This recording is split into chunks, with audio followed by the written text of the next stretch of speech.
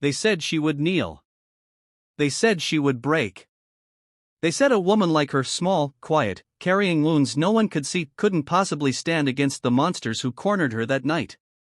But what they didn't know was that she had already died once. And a woman who rises from her own ashes kneels before no one. This is the story of how they kicked her to the ground. And how she rose, shattered but unbroken, and walked away after breaking the legs of 2 men. Before facing 282 Navy SEALs who thought she was the weak one. Mara Hale had never been a fighter by choice. She grew up in silence, one of those people who learned to live in the shadow of everyone else's loudness. She wasn't the hero of any story, she wasn't the girl who dreamed of battles or glory. She simply wanted peace. A life where she could breathe without fear, laugh without flinching, love without counting the seconds before things went wrong. But life had a way of placing fragile souls in the line of fire. That night, the alley was cold, narrow, and merciless, just like the 2 men who dragged her into it. They were the kind of men who smiled while hurting others, the kind who thought strength was measured by who you could control. Their boots struck her ribs with a sickening crack, but she didn't scream. She refused to give them that satisfaction. They laughed, calling her weak, telling her she was nothing, shoving her face into the dirty pavement. One of them whispered, "Kneel before me." The phrase slithered through her ear and wrapped around memories she tried so hard to bury, memories of another voice, deeper and colder, telling her the same thing years ago. A voice from a past she escaped but never outran. Something in her snapped. Not a fragile thing breaking, no. Something dormant waking. She rose slowly, painfully. Blood dripped down her cheek, her breath trembling like a flame in the wind. The men laughed again until Mara's eyes met theirs. Something in her gaze made them step back, confused for the first time. Then she moved. It was not graceful, not polished, not pretty. It was raw. It was desperate. It was survival clawing its way out of her bones.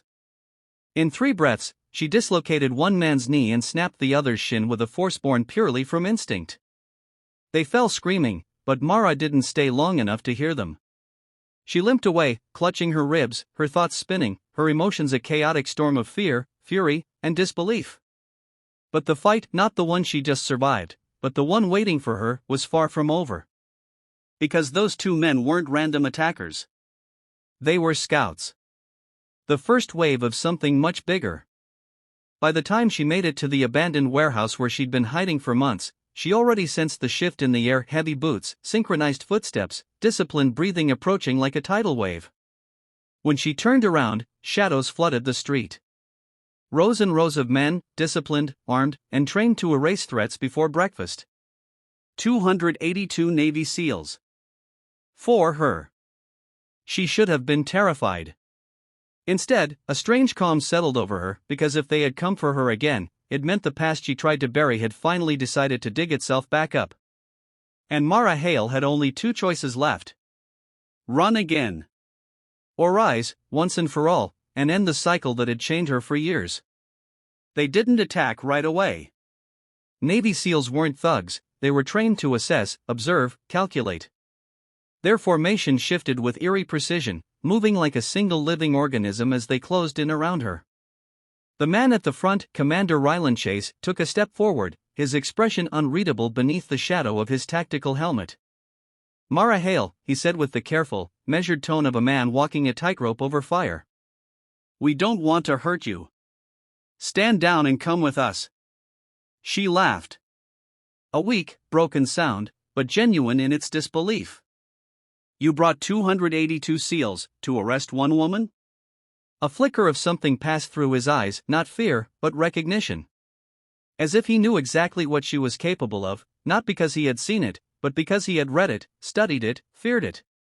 "You know why we're here," Ryland said. And she did. The same organization she had escaped, the one that tried to shape her into a weapon, strip her identity, erase her humanity, was pulling her back into the shadows. To them, she was unfinished business.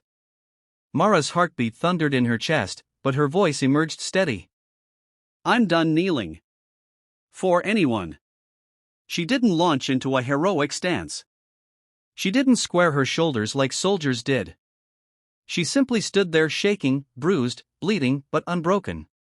Sometimes defiance wasn't loud, sometimes it was the quiet act of refusing to move. Ryland's jaw tightened. He gave a signal. And the storm finally broke. They rushed her in waves, carefully avoiding lethal force, but force enough to crush the average person. But Mara was not average. She used her surroundings the way a drowning person uses the last breath of air. She ducked between strikes, turned momentum against them, used broken ribs as fuel rather than weakness. Every impact lit her nerves on fire. Every breath tasted of copper and dust. But she did not fall. As the fight dragged on, something unexpected happened, not with her body, but with the men fighting her. The SEALs began to hesitate. Not because she was beating them, no, but because they saw something in her eyes they recognized, the look of someone who had survived hell twice and refused to return. Ryland called off the attack before she collapsed. He approached her slowly, hands open, chest rising with controlled breaths. "Who did this to you?" he asked quietly. Mara didn't answer. Her voice had long since drowned beneath exhaustion and tears she would never let fall. But she didn't have to speak. Something in her silence gave him the truth. He looked at his men, then back at her.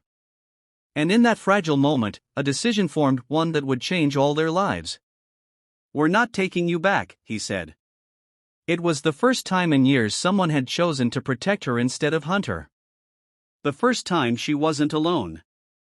And as she finally let her knees buckle, collapsing against the cold ground, she didn't feel defeated. For the first time, she felt freed. Because kneeling in surrender and kneeling in relief were not the same thing. And this time, she knelt on her own terms.